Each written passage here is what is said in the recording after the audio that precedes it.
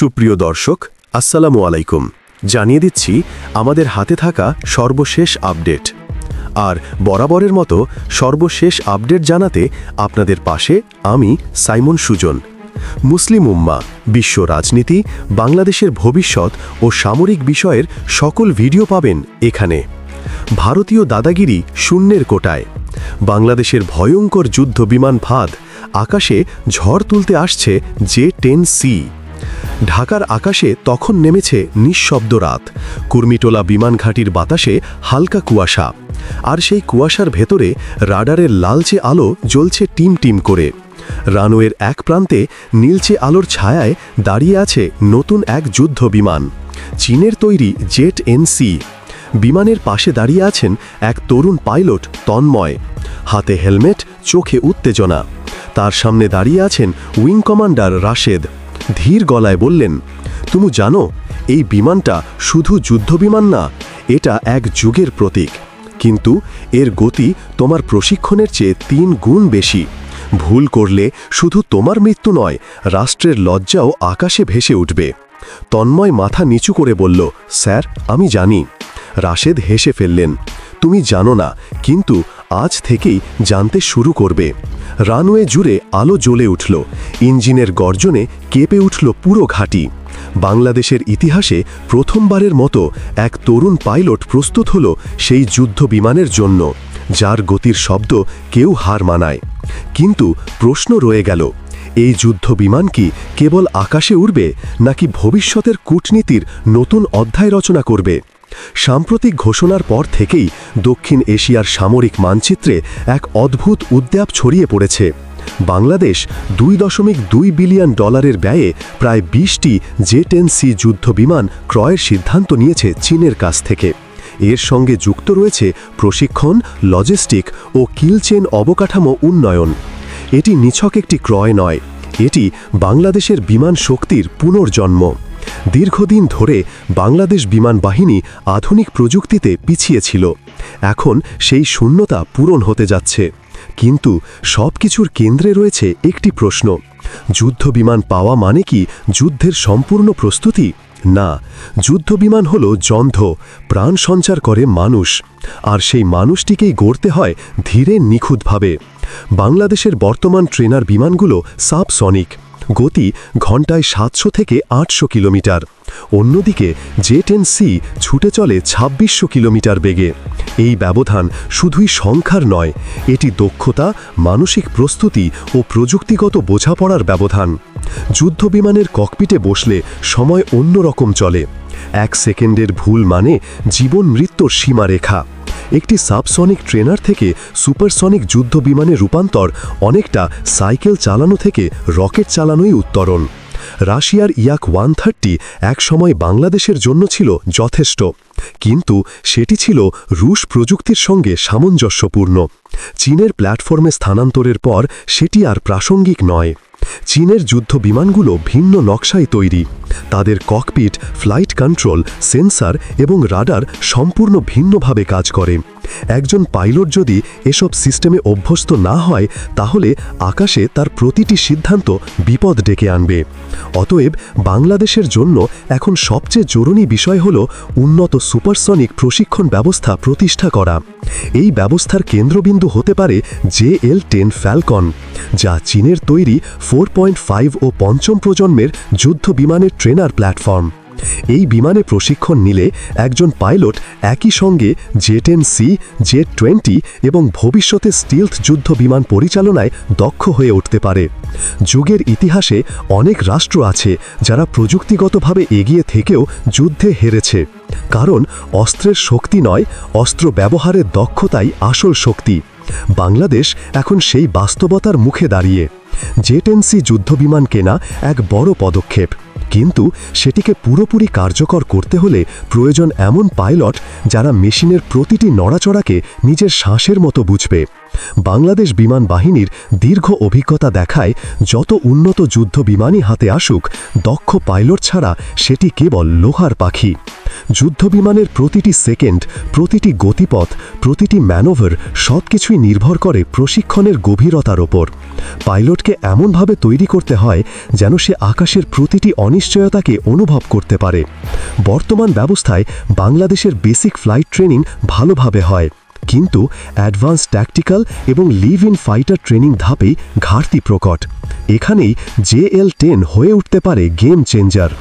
এই ট্রেনার বিমানে পাইলট শুধু উঠতে শেখে না, তারা শেখে আকাশে বেঁচে থাকতে, সিদ্ধান্ত নিতে এবং 1 সেকেন্ডে প্রতিপক্ষকে হারিয়ে দিতে।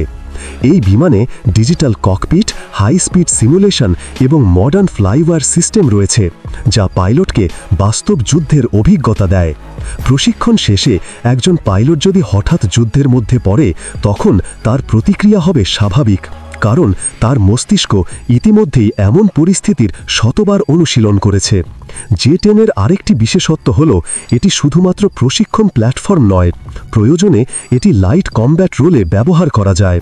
অর্থাৎ যুদ্ধ শুরু হলে এই ট্রেনারও অস্ত্র ধারণ করে লড়াইয়ে নামতে পারে। এর ফলে বাংলাদেশ বিমান বাহিনীর সামগ্রিক যুদ্ধ সক্ষমতা বহুগুণ বাড়বে। প্রশিক্ষণ ব্যবস্থার উন্নতি কেবল পাইলটের সীমায় নয়, এটি গোটা কমান্ড ও কন্ট্রোল কাঠামোতেও পরিবর্তন আনবে। পাইলটদের সঙ্গে সঙ্গে control tower, tactical operation centre এবং গ্রাউন্ড ক্রু সবাইকে একই নেটওয়ার্কে যুক্ত করবে JL-10 সিস্টেম। এতে পুরো বাহিনীর মধ্যে তৈরি হবে একটি সমন্বিত রেসপন্স মেকানিজম।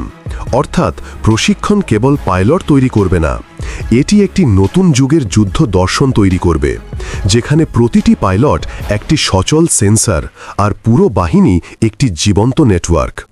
দক্ষিণ এশিয়ার আকাশ এখন কৌশলগত উত্তেজনায় পূর্ণ। ভারত তার রাফায়েল ও সুখোভ বহর বাড়াচ্ছে। পাকিস্তান ইতিমধ্যেই JF-17 ব্লক 3 যুক্ত করেছে, যার সঙ্গে আছে AESA রাডার ও মডার্ন অস্ত্র ব্যবস্থা। বাংলাদেশের হাতে J-10C যুক্ত হওয়া মানে এই ভারসাম্যে এক নতুন খেলোয়াড়ের প্রবেশ। বাংলাদেশ এতদিন প্রতিরক্ষা কেন্দ্রিক নীতি মেনে চললেও এখন বাস্তবতার কারণে তাকে ডিটারেন্স পাওয়ার অর্জন করতে হচ্ছে।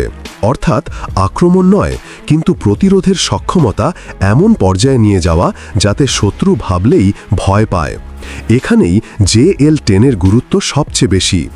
এই ট্রেনার ব্যবস্থার মাধ্যমে পাইলটরা শিখবে শুধু উড়ানো নয়, পুরো ইলেকট্রনিক ওয়ারফেয়ার সিস্টেম, শত্রুর রাডার ধোঁকা দেওয়া, মিসাইল এড়ানো এবং একাধিক যুদ্ধবিমানের সঙ্গে সমন্বয়।